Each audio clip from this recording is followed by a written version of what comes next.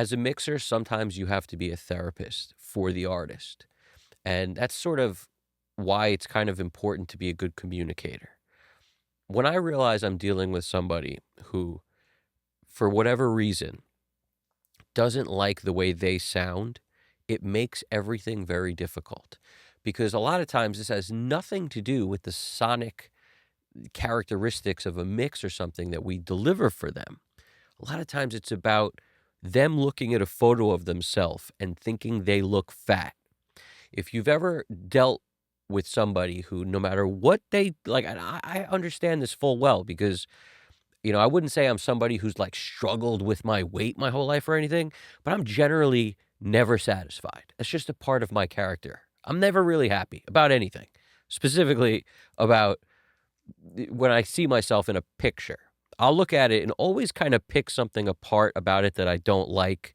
It's never, I look at it and go, oh, wow, I look great in this. Hardly ever. Now, this is so similar to an artist being like, I don't like the way my voice sounds. We need to add some pseudo doubles or some more effects to it to kind of cover it up. If they're doing that because they listen and just think they look fat in the photo, or their voice to them sounds bad when it's alone and by itself, this is time for a therapy session in a way, because it's very unusual that an artist will tell you going in exactly what they want in a song. Like, a lot of times we get tracks that's like layers of vocals all doing the exact same thing. And as a mixer, it's sort of our job to be like, is this better with all the vocals playing at once, even though they're all unisons and there's 6 different performances layered over each other? Like, what was the point of doing this? And then you think, well, let's pick the best one and let's let that run the show to maintain some clarity in the vocal. And let's use some of these unisons as oomph and extra power. And we'll pan one left and one right of the unisons. And, maybe we'll use doubles of those, and we'll just sort of make it make sense to us, where from a listener's perspective, somebody who's not them, somebody who doesn't look at it and say, wow, you look fat in that photo, somebody who's not insecure about what we're hearing because it's not us. We just want it to be as intelligible as possible. We want to be able to hear what you're saying as a singer. That's the most important. The last thing we're thinking is this vocal by itself makes you sound less sexy or less cool or less whatever it is. I mean, that's not what we're thinking. We're listening to it from a sonic perspective of how do we achieve the most out of this. And whenever you're listening to a song and it's hard to hear the lyrics, everything is sort of unintelligible, because that's what happens when you record a bunch of lyrics that are all the same over each other. It doesn't make it clearer. It makes it sound less intelligible. Like, let me give you a good example. If you play guitar and you have some sort of, you have a rhythm guitar part, you play it, you double it left and right. Okay, maybe you play it again to get one down the center. Okay, if you were to do more doubles of the guitar, if let's say you do triple it, quadruple it, and pan those left and right, you better be super tight with how you play. Because if you're a little bit different on each performance, a little bit ahead, a little behind, if it's sloppy in the least, every additional performance you do just makes it where now it sounds worse. It'll sound sloppier. It doesn't get better because you double and triple and quadruple yourself. It never gets better. It's just making it harder to hear exactly what you're doing and blurring the lines of what you're doing so that it's just blurry now. It's more blurry. It doesn't get better. This is the same with lead lines. It's the same with anything. If you do doubles, you got to overemphasize how tight you are. You got to make sure it's super tight. So in a case where a singer sings a part 6 times and it's all the same, and they tell you they want them all on top of each other, in my opinion, this is coming from someone insecure. A lot of singers are insecure, but they want all those vocals on top of each other because it basically makes each one of them less important. every single vocal now doesn't have to be great because there's all this stuff mishmash together. So it's like you don't know where they messed up or where they didn't. That's what they're thinking. And I only know this because when I started recording myself, that's what I would do. I heard Lennon did it. I heard the Beatles did it. I heard all these, you know, a lot of bands would double their vocal. So my first 4-track, I would record parts like guitar, bass, whatever, some synthesizer for drums, bounce that all to one track. Then I do a lead vocal. Then I would double it. Then I would triple it. Never a thought in my head about like how to construct this so it builds or like, let's just double the chorus. Just, I would run the whole thing and just sing the same part over and over again. And then the mix I would put together of that would just have all the vocals on top of each other. And at the time, I thought that was good because I thought it hid my imperfections, but it's just an amateur who thinks that way because it doesn't hide your imperfections. It just makes it sound worse when you're listening to it. Nothing is clear. All the greatest songs ever, as far as I'm concerned, have a clear lead vocal. And they have maybe doubles if the performances are so tight that you really can't tell that they're doubled. But as soon as it's not so tight because the person doing it isn't a true pro, that's when all of a sudden now you've got sometimes a harmony, sometimes a unison, and it's not, it could be a dissonant harmony. It's not like there's no rhyme or reason to why it's done. And if it's done for the purpose of now I have, there's now no one can tell that I'm messing up. That's the worst reason possible. One time I had a good family friend who was also a musician, and he asked me, like, when I had recorded on this 4-track, it was like my first like my first group of 3 songs I've ever recorded, right? Myself on this 4-track. They asked me, because they noticed the vocals are always like tripled. They're like, why are you tripling the vocal? Like, what is that? Why are you doing that? And I said to them, I don't know. I'm tripling them because, I heard that's what like the Beatles do and stuff. And I like the way it sounds tripled. I just like, and they said, oh, okay. And they left it there. And it took me years to realize that I was making things worse by doing that. It took me confidence to realize that I was making things worse by doing that. It's the confidence to be like, no. We got to focus on making a lead vocal here so that something is strong and intelligible and can carry the song on its back by itself. And then once we know what that is, then we can layer other things to enforce that when it needs to be enforced. This is a learning process when you learn how to record your own stuff. And a lot of guys who think that they should just layer parts over each other to take the focus away from them being good is the absolute worst idea I've ever heard in my whole life. Now, a song I'm working on for somebody at the moment, it's like I look at it from a point of view of a listener who's not judging how fat the singer is. You know what I'm saying? I'm using that as a sort of like an analogy because to me, that's exactly what it is. When somebody hears their own voice and doesn't like the way it sounds, they're hypercritical of their own voice from a perspective that no one else would think about. And if you've ever looked at yourself and thought you looked fat, and then you don't work out for the next 2 years, and then you look at another picture of yourself and you realize, hey, that picture from 2 years ago actually didn't look fat. That was just me being hypercritical. That was as good as I looked ever, maybe then. And then when you think about it, it's like, it's all relative, isn't it? It's all relative. It's all about what we choose to look at. It's like from the movie Troy, which is funny to quote that, but it's like when Brad Pitt says, the gods envy us, you will never be as beautiful as you are right now. Like, that's such an interesting thing. Because they're mortal, they're always going to be older. They're always going to look less young every day. Right now is the best you will ever look. Like, that concept is so interesting. It makes it where you have to live in the moment. You have to realize this is how you sound and stop blocking yourself from something that people could appreciate because they're not going to look at it through the lens that you have. And I know this is super opinion based, but that's what it is to mix a song. A mix is an opinion.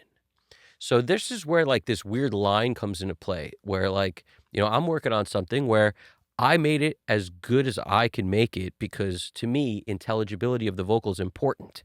I don't wanna not be able to discern the words because I got 6 things on top of each other.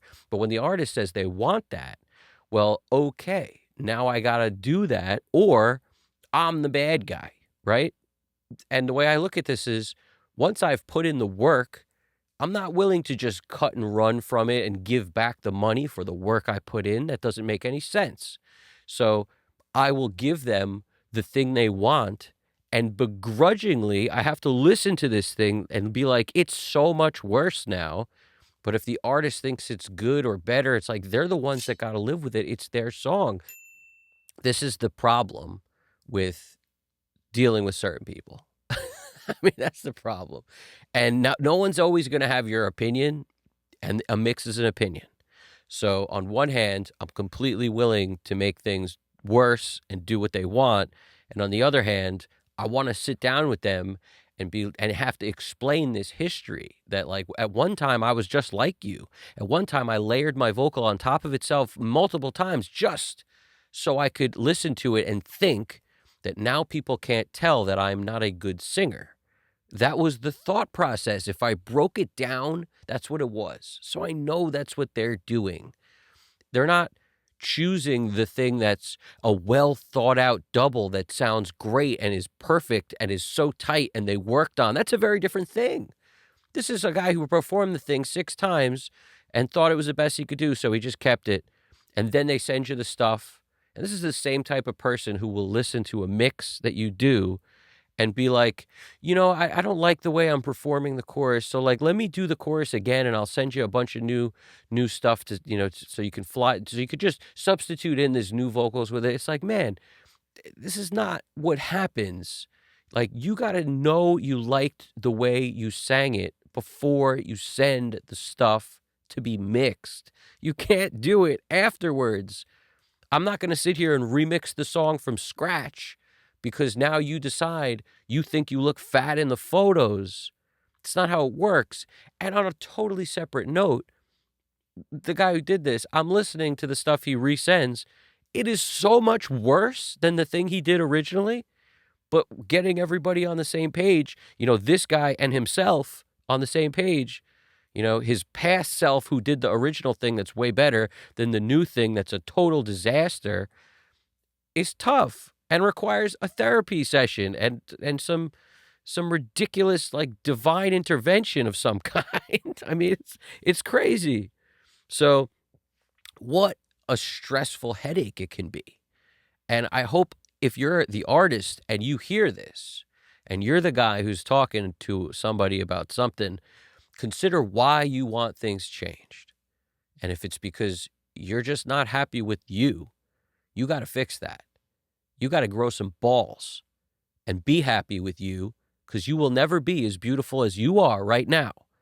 And just translate that to the audio. The way you did it is how you did it, and it's as good as you were at that time. And just because you do it again, it's arguably going to be way worse. You captured something great. Have the balls to realize that the vocal that I comped together painfully to make it as great as it is all from your performances, and the doubles that are coming in now make sense and emphasize the song. And as a result, this is a better version than what you did, in my opinion, which is what a mix is. It's what you're doing when you hire somebody to mix your song. You're hiring them for their opinion. And if you want everything all in together, I'm going to do that for this guy. But it also, in my opinion, makes everything worse. And I just hope they're willing to see that because I didn't have this whole back and forth with the guy. But we did speak on the phone and I alluded to some of it. And I may have this conversation with them on the next phone call. But the bottom line to me is it's very simple. The difference between a mixer and a producer is the producer asserts their opinion and the person who's the artist like is more inclined to go with it.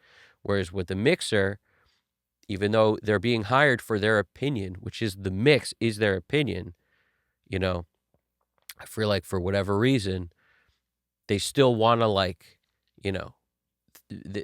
they hear what you do on your opinion. I gave my opinion on the first mix. They want to hear it the other way, which is, maybe just because they know they have a certain amount of revisions. I don't know. But all I know is I'm willing to give it to them. And it's so much worse. It's crazy that I'm sitting over here just cringing at it because why? Why do we need 6 vocals doing the same thing sloppily all on top of each other, making it where all the words are kind of just, I can't tell what you're saying anymore. And the other way, it was super crystal clear what you were saying. And it was good. Like, the words are good. It has a vibe, and it's cool, and it's unique, and it sounds like a vocal that's a unique vocalist. It doesn't have to be perfect. In fact, it's better that it's not. It's better that it sounds human. It's better that it doesn't sound like a robot. So many things could be done right, and then the artist could still take a left turn right off the bridge if they're not, if you're somebody who will let them, is kind of how I look at it. So, I'm a strong personality. That's why sometimes when people work with me, they realize I'm going to assert my opinion. I'm going to let you know what it is. I'm not just going to do what you want like a freaking robot. And some people want that. But in my opinion, it's like, you're hiring me for my opinion, and I'm going to give it to you. And if you're making a mistake, I'm going to tell you you're making a mistake. It doesn't mean I won't do what they want here. Sometimes giving the artist what they want is the best way for them to realize that you were right. So in my opinion, it's not about being right or wrong. It's about, I actually liked the original version of this thing and what was done to it. Like, I liked it. And now I don't. So in my opinion, I'm the most unbiased ear there is, because I don't look at this and think your voice sounds any way other than the way I'm hearing it. Like, it sounds good to me. I'm not looking at it like I don't look at the photo and think you're fat. You know what I'm saying? I'm listening just as a listener, and I love it. Don't ruin it, man. So, wow, I don't know. You guys probably have had experiences like this. I guarantee if you've done this long enough, you have. But it's definitely one of the hardest pitfalls to kind of navigate in this. And in my opinion, sometimes it's better when you're dealing with somebody who has such little confidence in themselves that they have to send you new stuff. Like when they hear it's like, why didn't you send me the stuff you wanted to begin with? That was the time you should have sent the stuff you wanted, not after you hear it and after the first version of the mix was done. Like, it's not like you're flying in a word or you want to add an ad lib that wasn't there, or like, ooh, I thought of this idea, can you add it? That's so different. This is, I redid the whole chorus. Do you like it better? I redid the verses. Can we switch it in? It's like, why? You had something great. And I actually listened objectively and was like, this new shit sucks. So what are we doing here? I think it would be crazy of me to just let this go and just create this mud pie that they want. In my opinion, it's better for me to assert what's good, and maybe the artist can grow a little from it and stop being so insecure. If you're looking for a yes man, you got to go somewhere else. Bottom line. I want them to be happy with it. Yes. But at the same time, I can't fight what's good when I'm listening to it. Good and bad. And I'm going to show them some bad because that's what they want. They want me to give them a thing with all 7 vocals layered on top of each other. Okay. All right. Let's do it. And hopefully then they'll realize it. Because I was what I said. I said, well, I'll give you what you want. Then listen to it. And just do me a favor. Compare it to the other version. All right? Just do me that favor. So we'll see what they think after that. And they might need a therapy session of some kind here, because it took me years to realize layering my voice on top of each other was because I was insecure and not because it's better. It took me years to realize that. So, and again, this is totally different than like the way Nirvana did it on Nevermind, how Butch had Kurt sing, and the way the Beatles would do it. It's like, this isn't that. That was like meticulously done to make it, sound bigger than it was. This is just a mishmash of stuff on top of each other that's all sort of stepping on each other because it's not done well. And as a result, you got to pick one and use the parts that are done well to embellish and push the good stuff. Maybe you guys could offer some helpful advice for him, for me, for any other artist out there who's dealing with a similar thing. And mixers, as well.